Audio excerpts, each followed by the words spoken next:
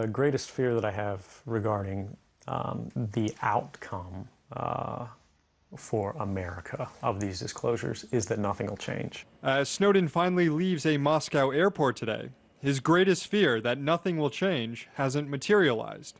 But instead, a flurry of legislation has dropped here on Capitol Hill to rein in the NSA and bring more transparency to the top-secret FISA court. And last week's near passage of the Amash-Conyers Amendment, which would have defunded the NSA's mass collection of data on American citizens, shows that momentum for reform is building.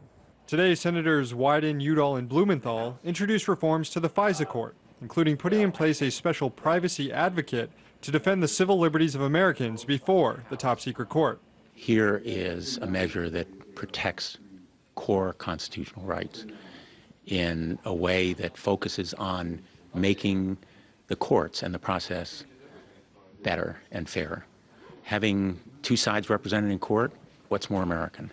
Also, Senator Patrick Leahy introduced the comprehensive FISA Accountability and Privacy Protection Act, which narrows the scope of the Patriot Act, limits gag orders on data collection, and fast-forwards the sunset of the FISA Amendments Act. Congress has to carefully consider the powerful surveillance tools that we grant to the government. We have to ensure that there is stringent oversight, accountability, and transparency. I've introduced a bill that addresses not only Section 215 and Section 702, but also national security letters and roving wiretaps, and other authorities under the Patriot Act. Also today, Senator Al Franken dropped a bill requiring disclosure of the number of Americans who've had their information collected and reviewed by the NSA.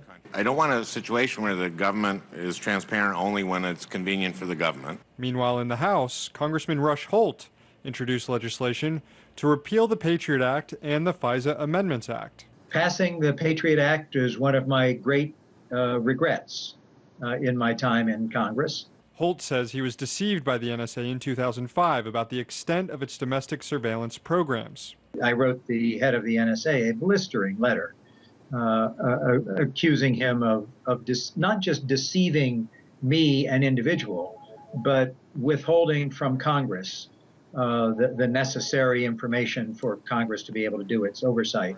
Even members of the intelligence committees are getting into the game. Congressman Adam Schiff has introduced a number of reforms to the FISA court, including more oversight in appointing judges and declassification of FISA court legal opinions. There's a substantial degree to which we can declassify things that won't impair national security, that will allow a more full debate, that will allow better momentum behind reform, and that's what I'm trying to do with these FISA court bills. Even Senator Dianne Feinstein, one of the biggest supporters of the NSA, has come around to the opinion that reform is inevitable.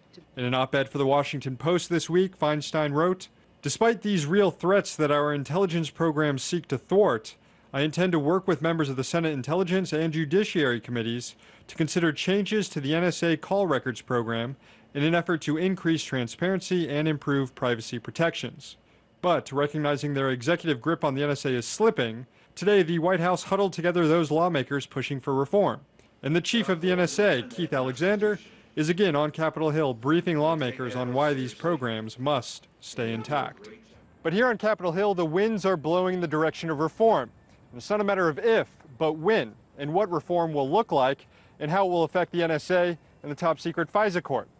Which means, somewhere in Russia, Edward Snowden should be smiling. In Washington, Sam Sacks, RT.